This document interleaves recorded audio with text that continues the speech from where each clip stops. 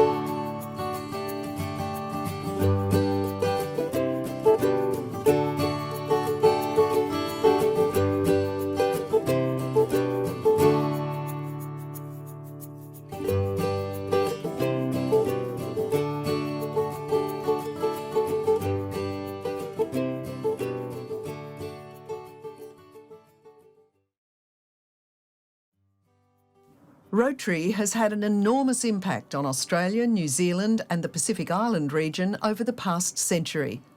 Rotarians and Rotaractors have served their communities, volunteered, raised much needed funds, applied their leadership skills and made lasting friendships along the way.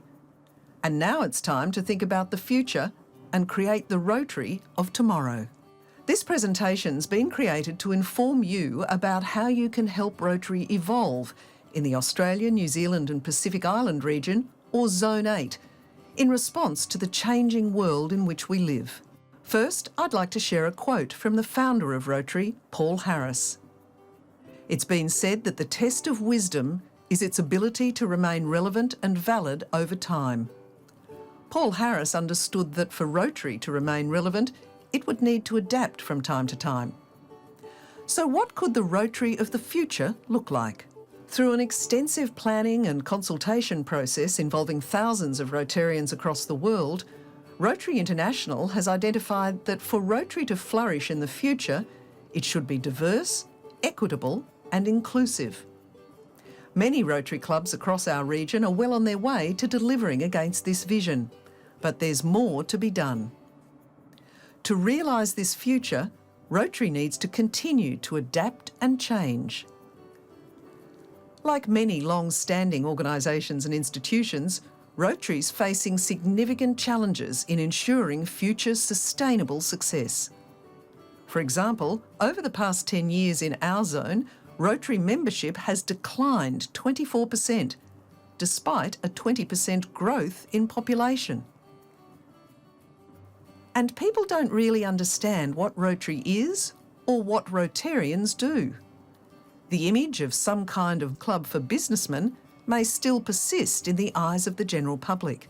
Or is Rotary just the people behind the local weekend sausage sizzle? Whatever the perceptions that people may have of Rotary, it most likely doesn't match reality. Key challenges Rotary clubs face in our region include ageing and declining membership, attracting and retaining members. This is now a growing challenge in the face of rapidly changing volunteer expectations. As mentioned, the general public has a lack of understanding of Rotary. Our governance structure is considered costly and outmoded. And finally, we don't use technology all that well. But there is something we can do to address these challenges. A regionalisation team's been established to identify objectives and focus areas where Rotary can evolve. Obviously, the goal is to improve some aspects of Rotary while enhancing the positive aspects that matter to all of you, such as community impact and connecting with friends.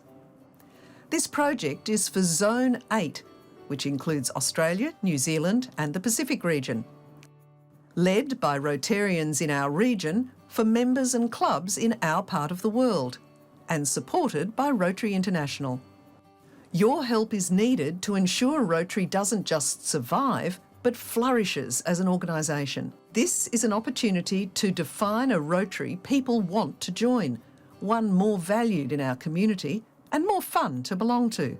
Rotary International supports Zone 8 undertaking a pilot as one of 2 throughout the world, and the Council on Legislation's recently cleared the path for a pilot in our region.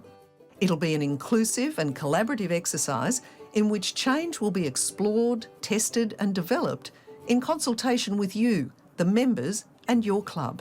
It's vital for you to have your say and participate in creating tomorrow for Rotary. So how can Rotary change for the better? Based on member surveys and other feedback, 5 objectives have been identified. Better connection, better member and club experience, better governance structure, one Rotary voice, and more relevant leadership opportunities. Working groups have been established to explore each of these objectives. So how can Rotary change? Some ideas proposed are better use of technology and platforms, more direct support to clubs to help them create vibrant and positive environments, the elimination of duplication and cost through streamlining, having one Rotary voice to better engage community, corporates and government, and providing doable and relevant leadership growth opportunities. As you can see, the pilot opportunity is about evolving Rotary to benefit you, the members, and your club. It aims to do this by better connecting Rotarians and clubs, by promoting better member and club experiences focused on service and fun, by trialling a streamlined, cost-effective governance structure to increase Rotary's impact, by presenting one Rotary voice to enhance our public image and reach, and by providing more relevant personal development opportunities. So now you're invited to help create tomorrow. Here's an opportunity to trial a new approach, to make Rotary better for you and your club so that you can get on with what's important to you, connecting with each other and creating positive impact in our community. Your opinion matters, and this pilot will not proceed unless you, the members, support it. It's great that Rotary International's given Zone 8 the green light to be one of 2 global pilots for change. All clubs across the region will be asked to vote whether or not to pilot change or remain as we are today. Please vote yes to creating a more sustainable future for Rotary. You probably have questions in response to this presentation, so now is the time to ask them. For more information and to have your say, go to the website. And there's also a fact sheet available that provides more detail. At this stage, I'm pleased to introduce Past Governor Ingrid to continue the presentation. Thank you, Kero, and tēnā koutou, tēnā koutou, tēnā koutou katoa. Thank you very much for having us here tonight. This is a great opportunity for us to share the story and the journey that we've been on for the last 3 years, looking at regionalisation for Zone 8. You've just seen a video which we were fortunate to have professional assistance to develop, which is designed to set the scene.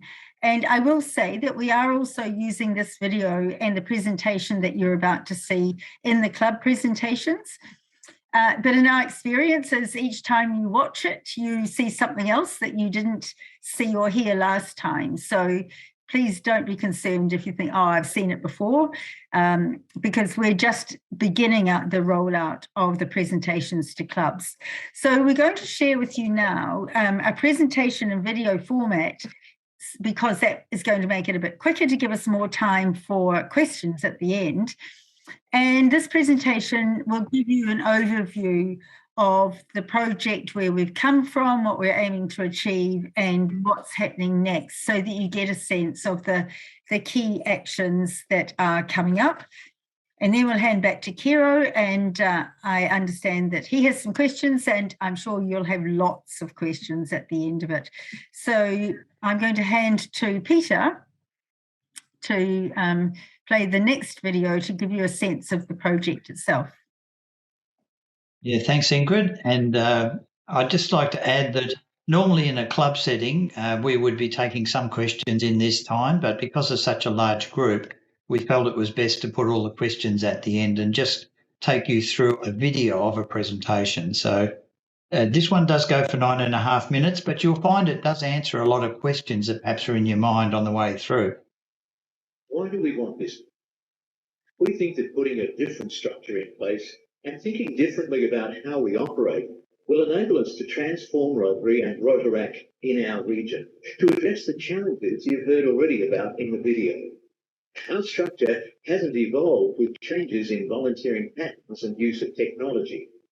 Our RI strategic plan sets out 4 clear priorities, and we believe that by aligning ourselves with it, we'll remain relevant and attractive if we continue to give service in our communities. We aim to enhance participant engagement through more support to help them engage and attract members and serve their communities. We know we can increase our impact, especially if we collaborate more and expand our reach to get our voice heard widely. Our whole project is about increasing our ability to adapt. Early on, we established 5 key areas of focus, at the heart of which is supporting clubs and members. We're also seriously looking at technology and how that will help us deliver in new and more relevant ways. Imagine if we could support clubs even more effectively and in different ways. Create leadership roles that are attractive and easy to do. Get a unified voice out there to tell the world about what we do and the impact we're having. Develop partnerships with other organisations and with governments. Wouldn't that greatly expand our reach and impact? And be much more efficient through streamlined processes and more effective use of technology, giving us more time to work on projects. All these could help us continue to deliver service and grow friendships. We're establishing a foundation for growth and sustainability, our legacy for future Rotarians and Rotaractors. We want to enable our clubs to be vibrant, adaptive and responsive to local and international community needs, and to provide them with a more efficient support structure to enable better collaboration and efficient methods of sharing knowledge and expertise. A new, simplified model would give all Rotarians and Rotaractors opportunities to have a direct and meaningful involvement in the development and management of Rotary and Rotaract in our region. As importantly, it would address more directly and more flexibly the expectations of the modern volunteer, our future members. For example, as a member, I can choose how I wish to engage with Rotary, through a club, project or program. We'll have direct access to the best expertise in the region on any topic. We'll have greater freedom to participate according to my individual circumstances, can aspire to and directly nominate for any position in the region. We'll participate directly in elections for leadership roles. My club can join with other clubs based on common purpose and elect our own group leader. A more efficient organisation should mean reduced fees, less admin, etc.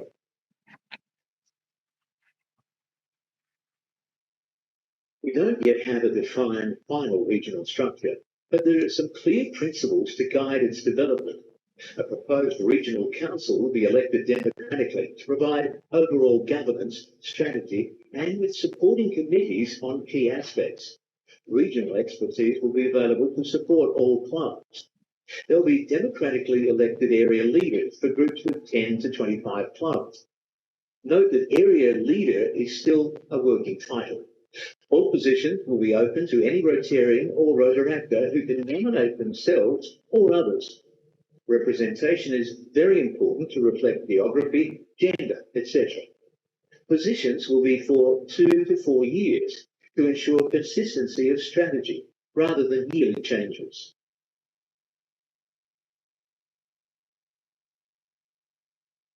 So what is proposed? While we don't yet have a final regional structure defined, we do need to start somewhere. As we've said, we want to develop and test a new model that will enable change. We see opportunities to create new and more flexible options for membership. Perhaps you don't join a specific club, and you certainly don't have to be geographically bound. We also want to facilitate new models of collaboration. We already collaborate locally, but couldn't we achieve a whole lot more if we did so on a grander scale? We have many highly skilled Rotarians with knowledge and expertise, but how do we know how to tap into that when we need it? Wouldn't it be great if your club knew exactly who to go to for expert advice when you need it?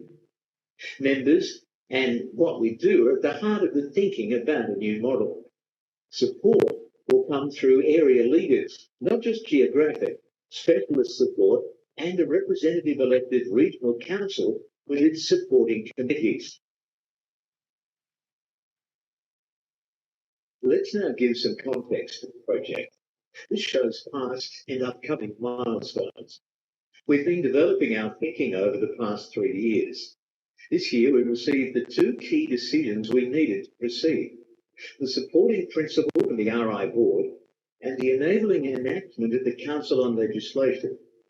The RI board's support is on the condition of a vote of support from clubs, which will happen in September. We'll then report back on that vote and provide the board with estimated costs in October. Looking ahead over the next 6 to 9 months, we'll be focusing on how we begin the transition to a regional structure, working closely with the district governors, current and future. This will be a process of piloting and evaluating, offering opportunities for input and new ideas. Districts and governor roles will remain during the pilot. We propose to implement an interim regional council from July 1, 2023. Governors will be involved in deciding the makeup of that council and which functions could initially transfer. We'll monitor and evaluate the effectiveness of the council as we also develop towards a final structure to be tested. This is the advice we've received from RI to ensure the vote complies as required with their needs. Each Rotary Club gets a single vote. If your club doesn't vote, it will be assumed to be no. 2/3 of our clubs need to support the idea of participating in and developing a pilot scheme. Clubs drive the vote before there's a vote at district level. The vote will be conducted electronically by Rotary staff in Sydney, so no intervention by any districts. We're happy to engage with Rotaract clubs, but for this event, at present, they will not have a vote.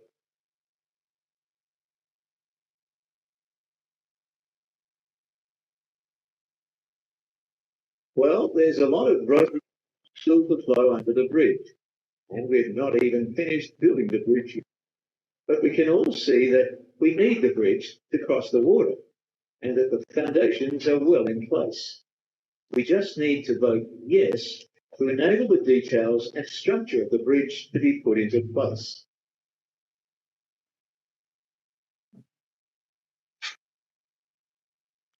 The main resource for further information is the website. On it, you'll find areas where you can subscribe to further information and have your say. A copy of the video you've seen explaining the opportunity for change. A copy of the fact sheet you can download. Frequently asked questions and answers, which are being refined based on questions received. Background to the project and a list of key participants. We're aiming for each club to have a discussion on regionalisation so the club president can vote accordingly in September.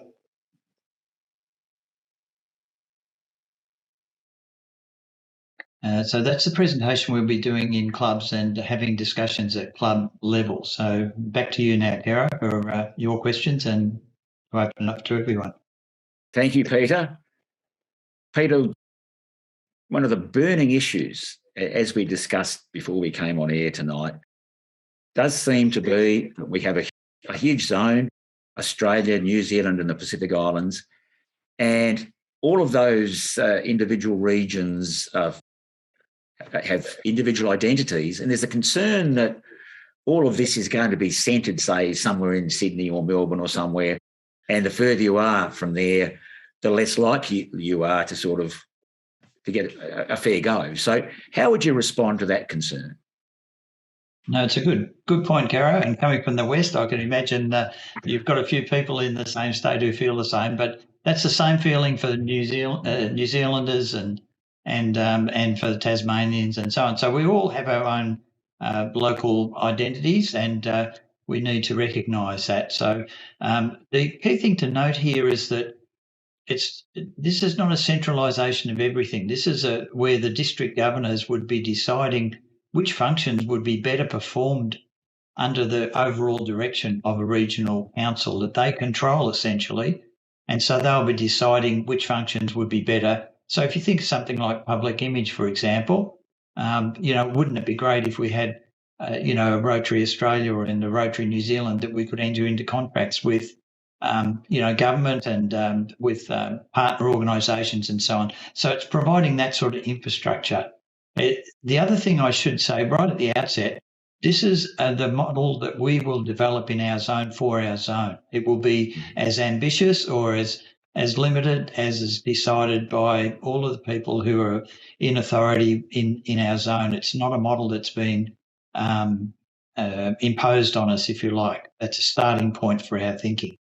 And obviously no one wants to go backwards. So we would be doing this cautiously based on where it makes sense, basically. And for the whole period, the districts will still remain through that whole period. It's just a question of which functions are supported and the strategy coming from the regional headquarters and which ones would be coming and supported from the district, whatever makes sense. Thank you, Peter. So our first questioner is Tracy Wyatt. So Tracy, if you could turn your microphone on, please, and put your question to our co-chairs. Thank you for the presentation, guys. Our club is just wondering why you think regionalisation structure will increase the leadership opportunities when clearly you reduce the districts down into a regional component. The number of leadership roles decrease, and primarily the club is the primary place for those leadership opportunities. I'll jump in there initially, and then Peter might like to add to that. We've had that question before, Tracy, so thank you for asking it in this forum.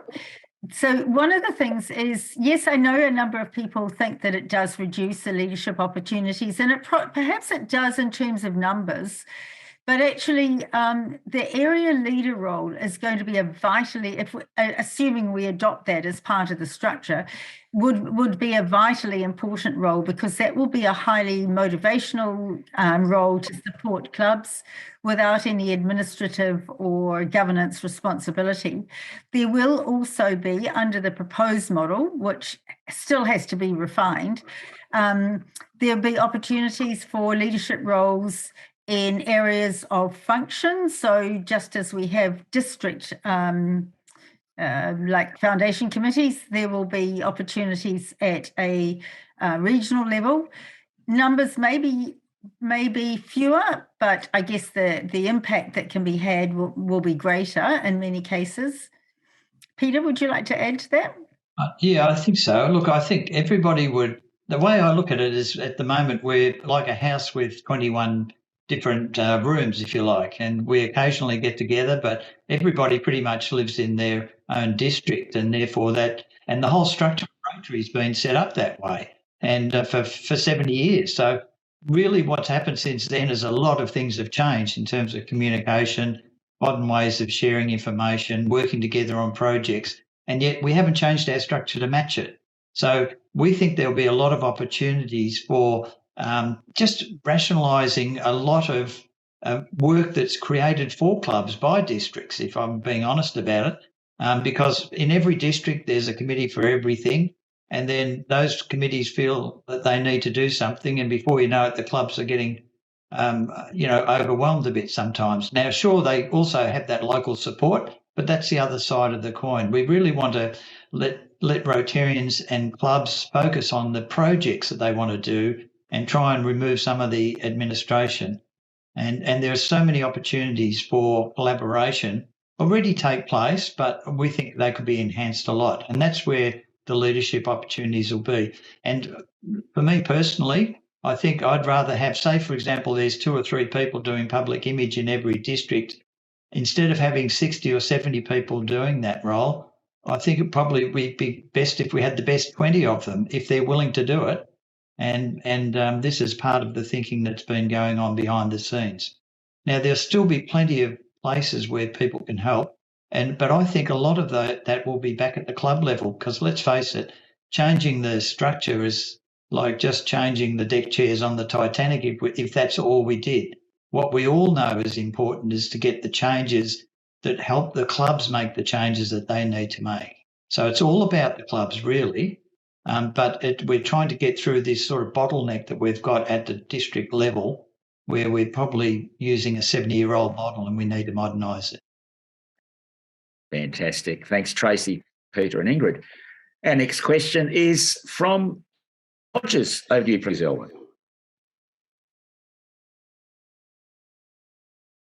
Yeah, my question is how did you arrive at this? I guess you call it a starting model for regionalisation. It seems to me it's a centralised model with some branches out to the regions. Can you give me an idea of what the basis was for starting with that particular model? This area, this council with I don't know, a CEO or whatever you're going to call it. You want me to go first, Ingrid? And you can go first this time, and then I'll jump in. Yep. Just a short answer first, Alwyn, is that we started it, as the slides say, 4 years ago on this journey, if you like, and 3 years ago the RI board gave approval for this work to proceed in a formal sense, but it was already underway under redistricting, and our main focus was to put in place a national and regional structures that better supported the districts. And on the way through, there was a committee, a presidential committee that Ian Risley first chaired on shaping Rotary's future.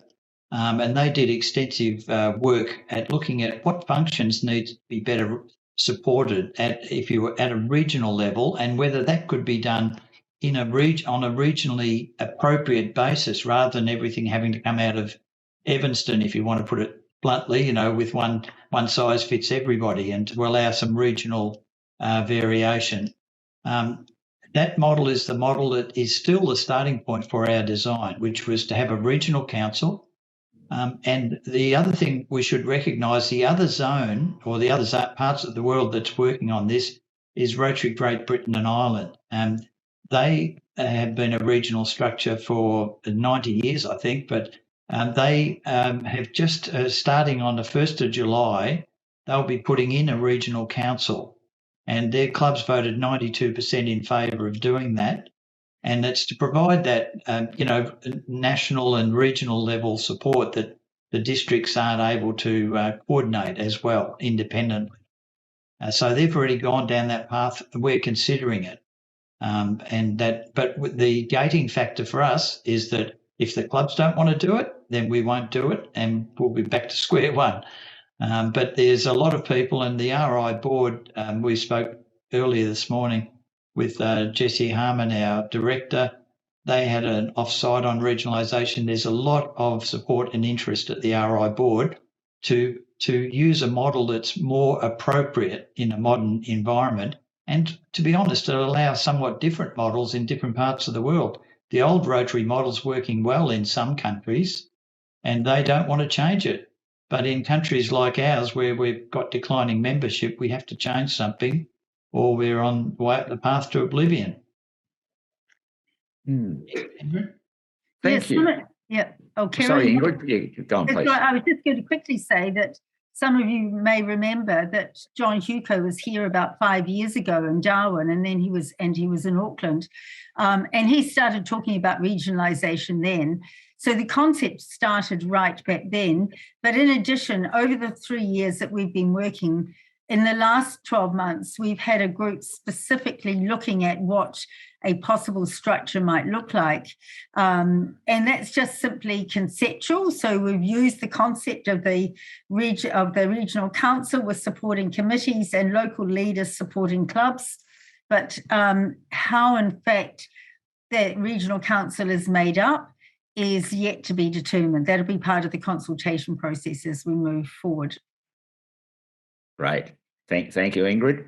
Sarah Hill, over to you, please. A question about training. Evening, Caro. It's interesting that you are bringing up PR, people who may or may not know me. I run the Walls in Maryland Facebook page, which, as some of you know, has some of the most interesting traction of PR attention in Rotary at the moment. I'm also a trainer and assessor by profession. And so my question is all about, you're talking about training and being able to train on a zone level and giving it a zone level training down to clubs. Now, Zone 8 has tried to do this. We had some wonderful training with PR from Andrew Maslow on Canva. I found it really great. Actually, I personally loved it. But it's not translating to clubs. Translation to clubs still seems to require people in the district to go face to face. And if, districts do get broken down, we're about to merge to be one big district, but if they get broken down to areas which is smaller, I don't know how that's going to work, particularly when you've got technology involved and Rotarians that are of a certain generation and aren't technologically equipped in some cases. Training virtually for a new technology as a trainer and assessor, I can tell you, is extremely difficult. Idealistically, this sounds great. Practically, for regional New South Wales, I don't know how it's going to work. And I want it to work, but if I'm going to have problems with this, and Australia is a first world country, we have some countries in our zone that aren't. So that throws another wrench in the bucket. I don't know how that's going to work. And you're touting PR is, one of the main reasons to do it. I see it as one of the main reasons why we still need people on the ground to have people in districts, to have teams trained in districts. Because clubs aren't trained to do this. I would love to be able to go around and train every club to do what I do, because then I wouldn't have to do it myself. But not every club has a person who can do it. So, okay, yeah. I'll jump in there and answer that, Sarah, because my background is in training as well, and I'm also a governor-elect trainer. So we have a leadership and development working group, which is actually focused on looking at innovative ways of delivering our training, particularly for president-elect and for club leaders, not just district or higher level leaders. So they're also exploring some new opportunities, but that is also going to be one of the aspects where the area leader is going to be critically important.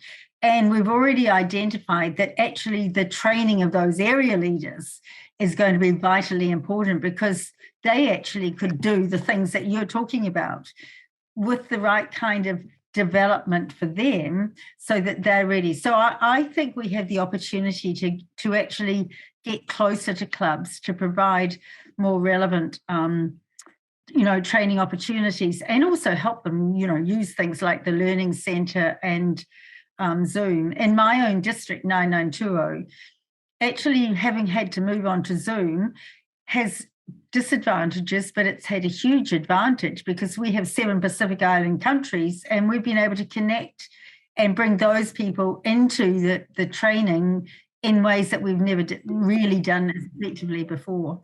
I could go on all night, but I won't. But it is something that we are looking at, absolutely, Sarah. So any thoughts, please send them our way. Yep, and we don't want to lose that personal touch and that, that linkage that's so important.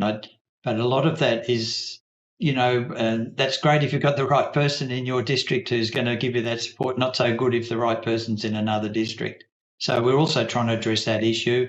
And on the accreditation side, the idea would be that people would be sort of working in an area that they love doing and helping. And why would they be restricted only helping the district, clubs in their district? It would be an opportunity for people to share their knowledge and learn from one another in a much broader way. And finally, I should say that there's, rather than everyone, we've got 1,300 clubs, so we've got 1,300 bulletins, we've got 1,300 webmasters, we've got 1,300 people chewing up their volunteer hours doing this stuff. Is that the best way to run a volunteer organisation? We have to rethink some of those aspects as well.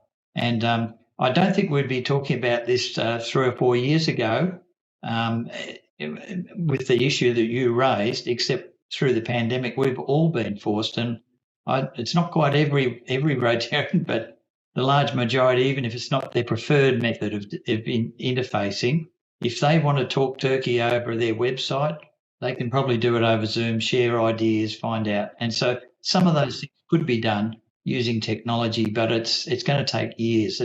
This is the start of a long journey, and it's a question of, do we go on the journey or we just forget about it all and say, it's all too hard? Fantastic. Thank you, Sarah, Peter and Ingrid. I think at this stage we'll go over to Chris Wright to ask what I think is a question on most people's minds about clubs being happy with the changes. Over to you, please, Chris. No, thank you very much, Caro. Yeah, a lot of the feedback I've been getting from the district in Queensland itself is, if we do this regionalisation and move forward in the area you're suggesting, and we don't know what the structure is currently going to be, the question then being is, once we then set up some sort of a structure and clubs are not happy with the new structure, they don't get a say. Once that new structure is in place, they're locked into the way it's going to be, and they don't know what they're voting on at the end of the day with the structure that is supposedly what we're talking about. And we don't know what we're talking about because the structure is, I can't even answer that. And I know Peter and Ingrid, we've talked about that. We can't talk about a structure because it's going to be discussed by the clubs and the districts. But if the clubs and districts aren't happy with the new structure we suggest after the event, they want, what they're saying is they want to say, no, we don't want to be part of that. We don't like that structure. It's not going to suit us. And like Ingrid, my district itself, 9620, we take in 3 other countries as well, which may not be appropriate or applicable.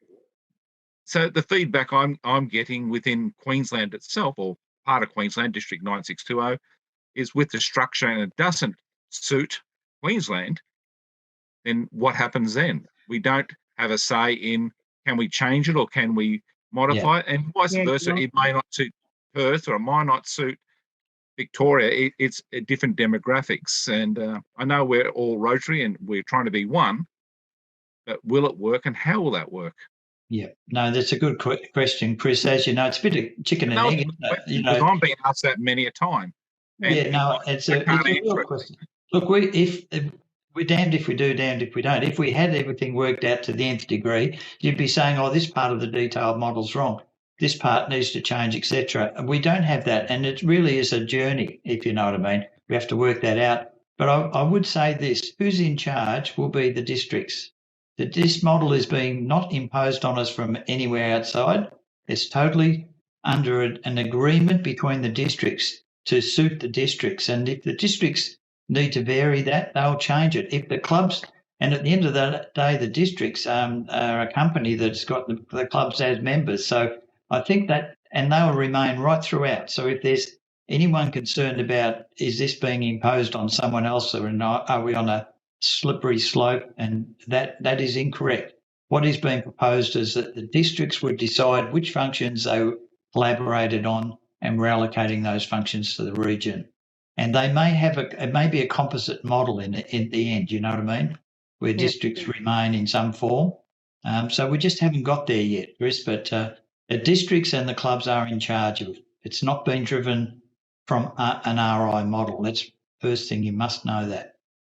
That was not what's presented last year under the Shaping Rotary Future model, so some of you will have been briefed on that. And that's something you've got to understand has changed, you know, that the board has never approved that model and has basically authorised our zone to go ahead and develop its own model to suit our needs and recognising those regional differences that you talk about. If I can just add there, clubs will have a chance to have a say, and that's why it's a pilot, because we're anticipating that it's probably going to take 3 years. So there are going to be opportunities right throughout that time for feedback. We'll be constantly evaluating what's working and what isn't. As Peter said, districts will have a key role to play in that. So the vote is actually to give us the opportunity to start exploring from the point where we are now and developing a model and evaluating it and testing it so that we get to one at the end that does work for clubs, being at the heart of what we're trying to achieve. So they will have a say. Fantastic. Thank you. Over to Sarah again for a cautionary question about leadership and safeguards. Over to you, please, Sarah. Yeah, so I had a quick question. As I said, we're merging on Saturday, so 2 districts becoming one, and these questions have been flying around a lot. So I know for my club and possibly my district, I should ask this question. So you said that any member, Rotarian or Rotaractor, can nominate themselves for any leadership position. My question then is there no criteria? Because now there's certain criteria for district governors, for area governors and things like that. And also, is there going to be any safeguards in place? Again, we've just recently written a new constitution for a district, so this is being discussed about preventing, because we're going to be broken down into smaller areas. So Newcastle, for example, preventing the clubs in Newcastle from being able to dominate leadership roles, or, you know, for example, Dubbo, or, you know, I don't know, Perth in WA or something, you know, the cities controlling, you know, when we're in regional Australia. So, yeah, I was just wondering, it's not a personal thing. I just know that my club and my district would probably want an answer, so I'm going to ask. Yeah, no, that's a good question to ask. It relates, it's a bit like the one that was asked at the beginning about representation. And I can assure you that as a New Zealander, it's a question I get asked a lot about, are we going to be dominated by Australia? And are all the positions going to be taken by Australians? So, you know, I can assure you it's top of mind, but we've actually deliberately, because A, we don't have a final structure, but B, deliberately waited until we've got the actual go-ahead to proceed to start working on some of those things. Yes, there will be criteria. We have started, for example, looking at what might that area leader role look like, what might the characteristics be that somebody needs to have to take on that real leadership role that you know, is there to motivate and support clubs. And now I've lost the thread of my thoughts, so I'll stop there because it came and it went away again. What was the second part? No, or did I answer it? Just about like safeguards. Yeah, safeguards. Yes, so that relates to the question about representation and how do we make sure that we do get adequate representation of geographies, of genders, of, you know, all of that kind of thing. So we're going to also do some research into how other organisations organise themselves who have similar kinds of issues to deal with. So you can be assured it is being thought of. We haven't got all the answers yet, and that's part of the pilot to come up with those answers. Oh, no, look, I think the representation's a big issue. And to be honest, we're talking about changing from that tap on the shoulder, you know, way where Rotary has, you know, allocated roles before, right from the regional level down. You know, we think that should be opened up. That's one of the breakthroughs of the thinking that came out of the work that was done on an international level. But the only downside of that is you've then got to, how do you deal with representation? If the votes go a certain way, you might be stuck with it. So we'll have to work that through, but to make sure the safeguards aspects is well addressed, as well as the local expertise too, because it's the same issue, isn't it? You really don't want to lose the contact with people and the practicalities of it. But having said that, those who are in remote areas probably are most disadvantaged as well. So if we can move to a model where they can gain access, remotely to the right sort of support, that might actually help them rather than be, yet further away in that sense. So it's a bit arbitrary at this stage. We are very aware of the issue, I think, is all we could say, and we definitely hear it loud and clear, not just this time, but every time we present that comes up as an issue. Fantastic. Thank you, Peter. Thank you, Ingrid. Tracy Wyatt has a question about expecting clubs to trust us, in inverted commas. Over to you, please, Tracy. Yeah, it's a bit like what Chris asked before. It seems like it's on a whim and a prayer. You're expecting clubs to vote on something they can't see any tangible structure to vote on. They can't see any tangible benefits from a financial perspective. You talk about all of the benefits and reduced costs and so forth, but unless we can see that, we can't. I'm not sure how you can expect clubs to vote in a positive way for something that they can't see. So we're not asking clubs to vote for a structure. We're asking clubs to give us the go-ahead to pursue this pilot and develop it from the starting point that we have now. And as Peter said before, it is a bit of a chicken and egg, because if we'd come up with a definitive structure, we would have been told that it was a fait accompli and there wasn't any consultation. So we'll be working on that as we move forward, to get input from different people as to how that's going to work. Peter, you probably got some thoughts that you want to add on that? Well, I just would say that, we are different than in the Rotary Great Britain and Ireland case, because in their case, they were a regional organisation that's moving to a regional council. But they were already, all their constitution allowed for all of that. Do you know what I mean? They were working collaboratively anyway. We are the only part of the world that's been given this opportunity, basically, to come up with a regional structure that works.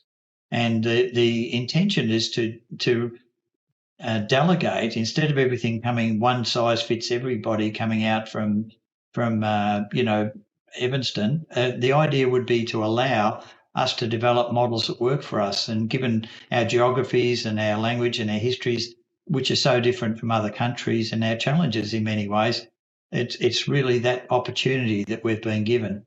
The RI board has asked for a vote without asking for a structure for a very good reason. They want us to know that there is an appetite for change. If there's not an appetite for change, then they won't support it. We don't need them in some ways. You could say, well, why don't we just go down this path ourselves? But we need it for two really important reasons. One is that Rotary internationally at the board level wants to see innovation and changes to the model, and they really want to see us succeed. The second, and because it could be used in other countries as well that have the same sort of issues. But the other side of it is that if they're going to invest money, and we're talking significant amounts of money to make this work, then they want to see some benefits from it.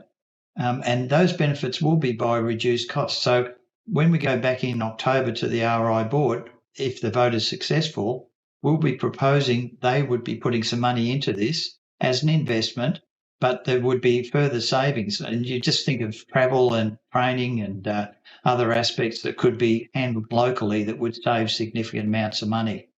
And at the club level, I think that, you might say it's not tangible, but did you realise that we spend $3.5 million a year of club money at the districts across our region, and yet we don't employ a single person? There's not a single employee on the volunteer side in any district in Australia or New Zealand. and yet we're recouping costs associated with $3.5 million. So I do think that there is cost savings there, but where they'll be has yet to be determined. And it is an act of faith. But the vote is are we up for the opportunity to make some changes? And we're obviously hoping that the answer is yes. But if the clubs decide no, then no will be the answer, and then we'll be back where we started. Fantastic. Thanks, Tracy, Ingrid. Peter, Key from New Zealand has a question about Rotaract. Over to you, please. Well, thank you very much, and good evening, everyone from New Zealand. There wouldn't be a person on this forum that would not say that youth is the future of Rotary. So I'm struggling to just sort of comprehend the comment that was made that Rotaract would be excluded from the vote. Did I hear that correctly? It's not, well, yes, you did hear it correctly, Gary. But what it is that we are following the rules for the vote under the Code of Policy. And the Code of Policies hasn't really kept up with the fact that Elevate Rotaract is coming into play as of the 1st of July this year. So under the rules that we are working to for the vote, they officially don't have a vote. However, we've had Rotaractors involved in our project all the way through, and we'll continue to do that. And we've had discussions with them, and we've decided anyway as a core team that it was not acceptable for Rotaractors not to have a say. So we're actually just looking at ways at the moment of how we make sure that Rotaractors do have their say. It's a Rotary International rule under the Code of Policies that's preventing that vote from actually being counted, but they will have a say. Well, I think, Ingrid, the first thing would be to RI change the rule. Yeah, we've actually looked at that and whether we could actually go back to the board and ask for a special dispensation just for us. Unfortunately, the timing isn't going to work, but it will catch up. It's just it hasn't kept pace with the other changes that have happened. So because I think the confusion that I can see happening is the fact that, hey, you're voting on forming a pilot to investigate. To explore and develop, yeah. Explore and develop, right? So all stakeholders must be involved with that, and youth. And they are. They are. Will be. I can absolutely assure you they are. They've been involved right from the very beginning and will continue to be. Well, RI must know and realise that that's the way the pilot's going to be formed then. They do know that, yeah. They do. Okay, I think our director, Jessie Harmon, has taken this up with the legal counsel from RI and discussed in detail. But the issue is really, as Ingrid said, that the changes have yet to be incorporated to allow a formal vote. So the suggestion was that we conduct a parallel advisory vote to get the mood of the Rotaractors, and then the decisions would be made. If it's a go-ahead decision, they'll continue to be involved, and then the rules will catch up, if you know what I mean, Gary. But it's a classic case where the rules were lagging the intent, and the next board meeting is not till October, so there really wasn't an opportunity for for Director Jessie to get changes or clarifications from the board on this matter. But she's very much on board. We all agree exactly with what you said. They're our future, and there's so much opportunity in that's not only our future there in Rotaract, but it's a very important part of our future. Yeah. Fantastic. Thanks, Gary, Peter, and Ingrid. Our next question is from Niranjan. I hope I'm pronouncing that correctly. Over to you, please, Niranjan.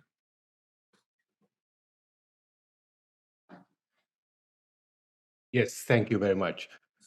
So my question is about the question I had posted was about illustrative versus proposed model, but I think that has been done to that. So if I may change the question, please. There was another comment about electronic voting. Yeah.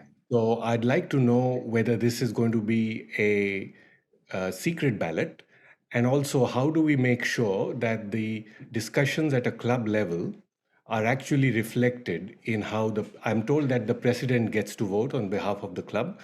So I think we'll need to be very clear how the transparency is maintained right through that process, what the members said, therefore what the club said, therefore what the district said, etc., etc. So how is all that going to be done? So the vote is going to be administered out of the RI office in Sydney. It is an electronic system which is already used for voting. So, for example, they use the system for governor elections in the Philippines. It is a secret ballot.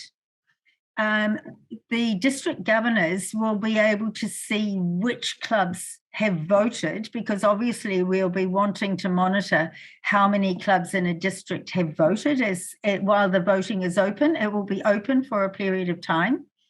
But they will not know how each club has voted, and none of us will know that. So it will be a secret vote. And then the second part of your question, I was thinking about something else. So what was the second part to your question, Darren? Within the club, I think within the club, that's right, yeah. Do we have guidance for the clubs that should it be a board decision or an all members decision? And if eventual voting is secret ballot, then how do we make sure that that's actually how it got done? So within the clubs, it's actually up to it because it isn't a constitutional issue as such. Within the club, it's up to each club to decide how they want to come to the decision, which way they'll vote. Because it's one vote, one club, it is the president of the club who will receive the actual request to vote on the electronic system.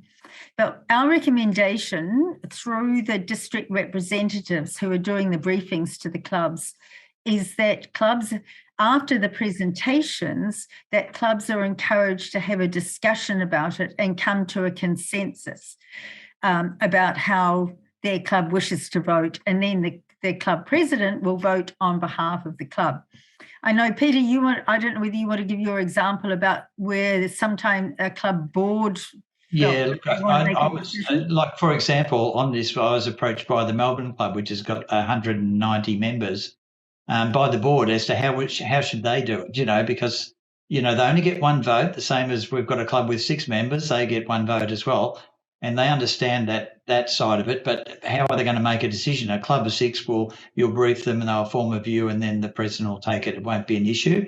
Our average club size is 25 to 30 in that range. And then if there's a club assembly discussion around this topic, there's probably half or 2/3 of the members are there.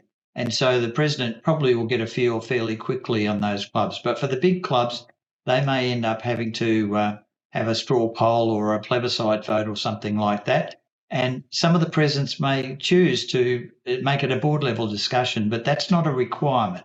And rather than us having even a guideline, we just think that's one of the things that every club's got its own way of doing things, that we should just let the clubs decide. But we are trying to brief not just the presidents. We think this is a topic that, many Rotarians would have a view on, and they should express that view within the club to the president and then help them make an informed decision. But any decision made won't please everybody, you know what I mean, whatever. And that's unfortunately the way it works, What do you do if the club's roughly half split? Well, it'll be up to the presidents to decide how to resolve that. If the majority of people in the club are in favour or against, that'll be a bit more clear cut. The other thing which not in the presentation, but and Ingrid mentioned that we'll know by district. It's a vote by clubs of a district. So there'll be 21 districts voting in September. We need all 67% of clubs in every district to go ahead with this. And that's why I mentioned before in the Rotary Great Britain and Ireland, they were surprised. They got a 92% vote in favour of forming a regional council, but they are already a regional organisation. They were further down the path than us. So I understand that we're not equivalent, but we do have to get 67% or 2/3 of the votes in every district for this to go ahead. Fantastic. Thanks, Neeraj and Ingrid and Peter. Over to District Governor-elect, about to be District Governor, David McPherson, regarding effective representation. Caro and Peter and Ingrid. Yeah, in our district, our AGs look after between 7 and 10 clubs. How can you expect an area leader to effectively represent 25 clubs, somewhere between 10 and 25 clubs? It just seems to me to be a huge task that I don't think is going to be possible. Yeah, David, I think that's one of the areas that we've used that as to pick up Niranjan's word and as an illustration of how the area leader might work. But we'll be looking particularly to you as district governors to give us your thoughts about how that area leader is best going to work. That's not set in stone, because like you, I actually have concerns that 25 is too many. Yeah. For anyone to really effectively support.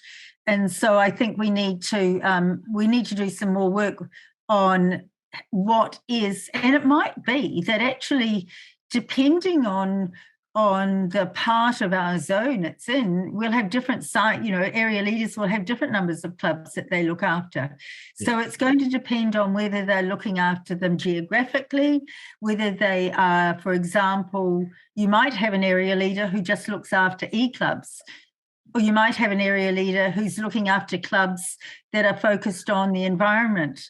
So there are different ways that those area leaders could also be organised, in terms of affinity of purpose.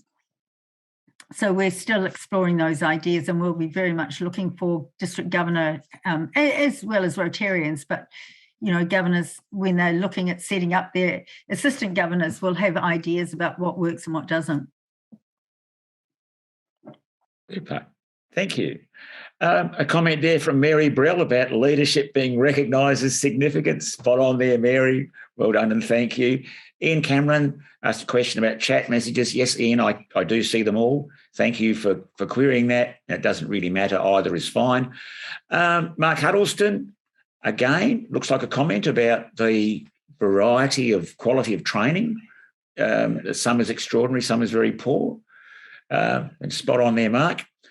I think that's a comment from Amanda as well. Henry Ford asking if Henry Ford had asked people what they wanted, they would ask for a faster horse.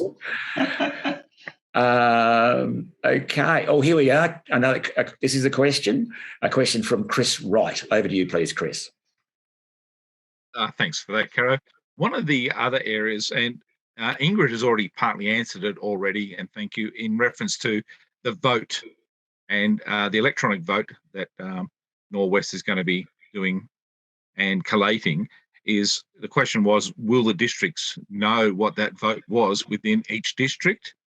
And the second part is, a couple of weeks after the clubs have voted, then the district governor then has to vote and sign off on their perception of what they want to do. And within this district itself, there is, with the G train itself, some concerns about the regionalisation. But the conflict that I'm concerned about is if the districts say yes or no, then you've got the district governor of the day saying the opposite. What happens then, or how do we handle that, or what is done?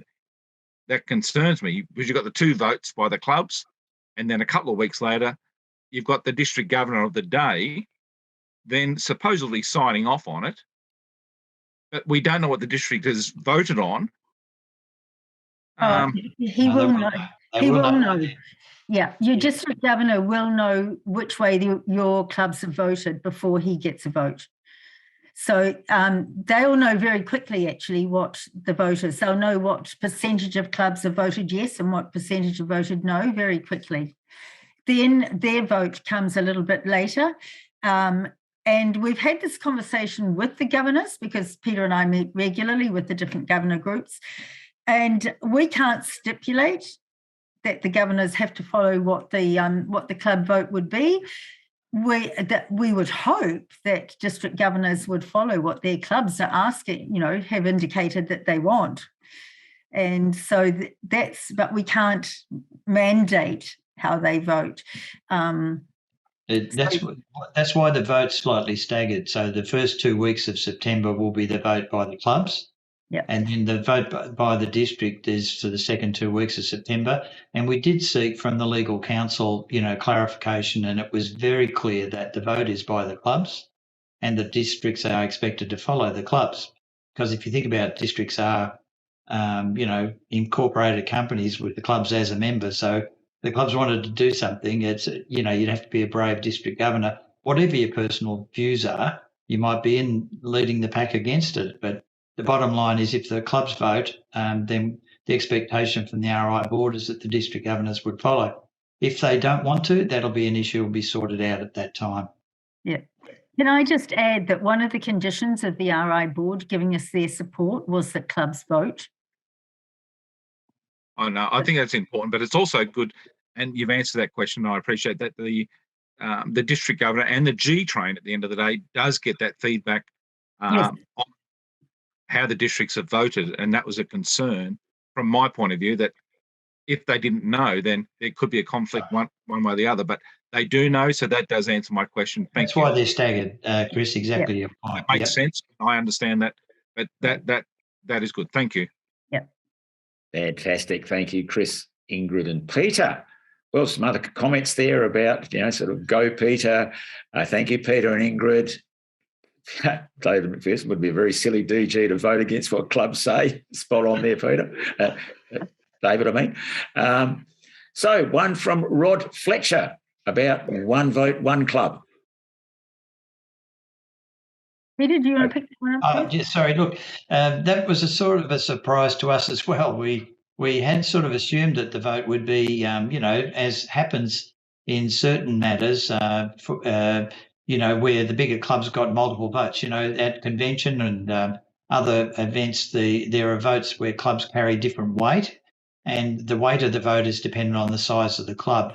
But it was clarified with us that applies where the simple majority vote applies. If it's a 2/3 majority requirement, then basically that's where you have to have 2/3 of all clubs, but the clubs have equal weight for that purpose.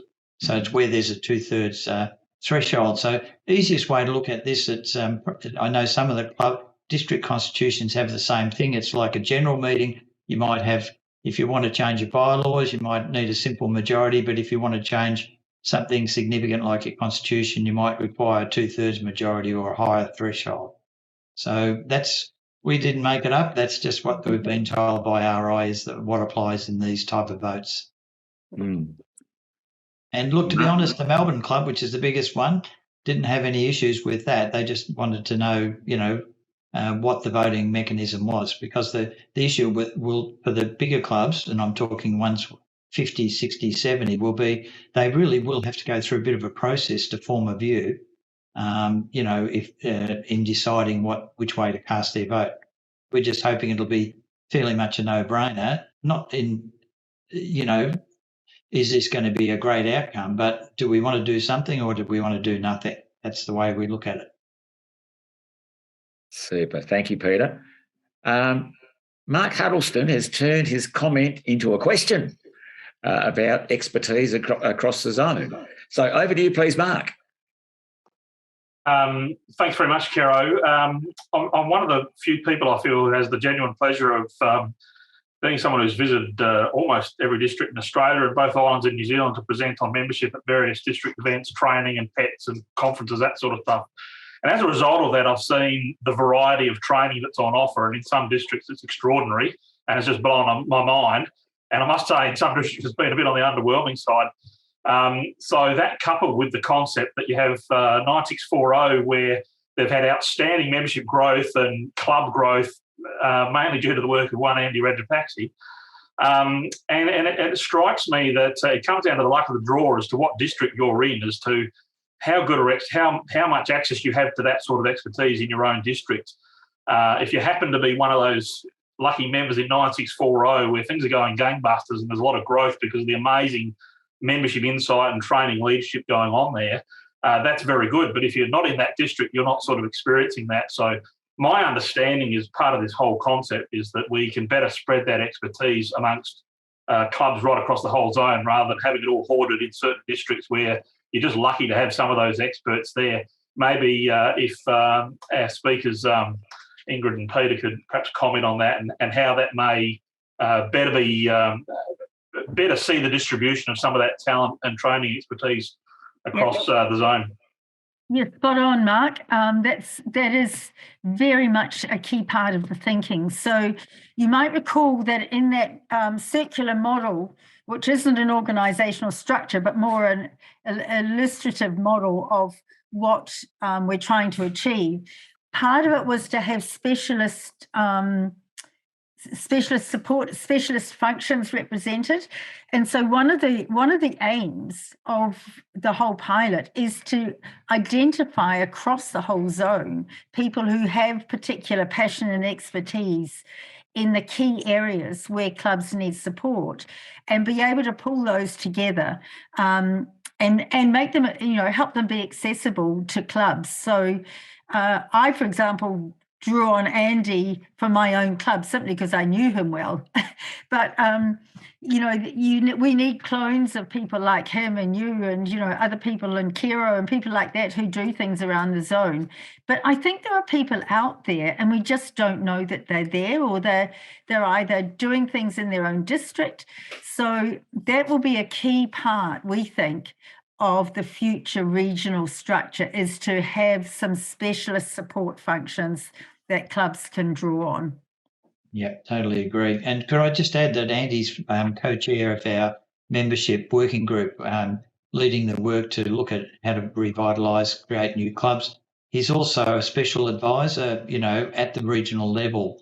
Director Jesse Harmon has asked him to take that role on as well, which is very complimentary. And we are trying to do that. He's also, like you, trying to get himself around, which is, quite a task, as you've done, Mark, over the years, to spread it. But we really want maybe not replicas of either of you. We need more of a team approach. We need a wider group of people that think like that. And to be honest, one of the challenges, and we're both past district governors, and some of the people on the call are future or current, and you have your own experiences. It's very hard to start new clubs, but it can be done, and there is a way to do it. And but it really is probably not optimum when it's just started from another club trying to start a club, or a district deciding they need a club in a certain area or whatever.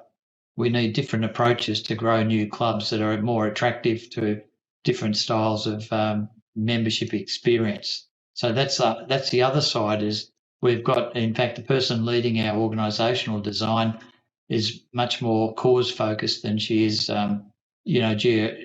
geographically club focused, if you like. So we want, more cause-based clubs and many other ways of collaboration.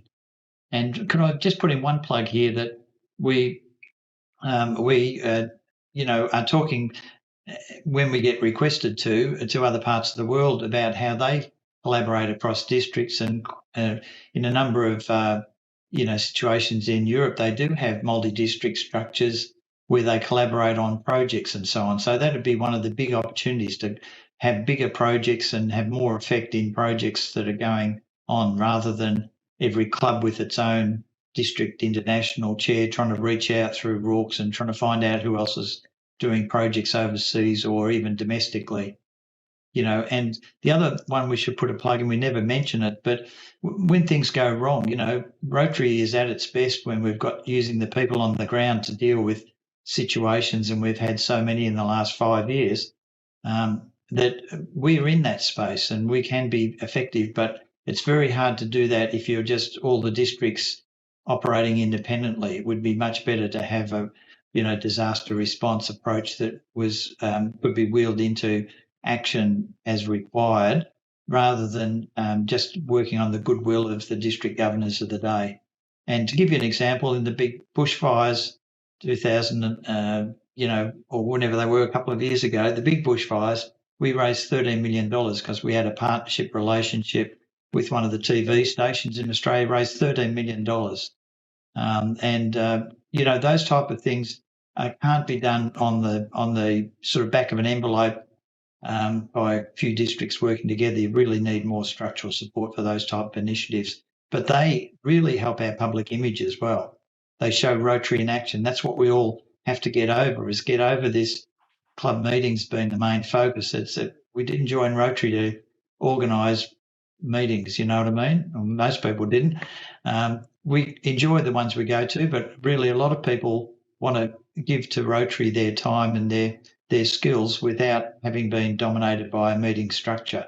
So there is a wider issue here that we're also trying to address. But, one thing at a time. Thank you, Ingrid, Peter and Mark. And I'm sure those words about not being meeting-centric resonated with Mark there, Peter. Tracy White's got an interesting question here about money. Over to you, please, Tracy. Yeah, sorry too. Ideas keep popping into my head. We have a multinational zone with about 17 odd countries. How do you see the funds and managing currencies in this place? And to link with Elwyn's question about funds and DDF and stuff that's going to come in has to go out. How do we manage that in this world? Well, it's already done now.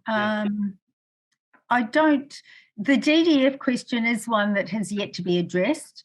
And so we're actually establishing a foundation working group to have a look at some of those issues, but districts are remaining in place right throughout the pilot, which we're anticipating will be until 2026. So that gives us some time to actually work out how to deal with that.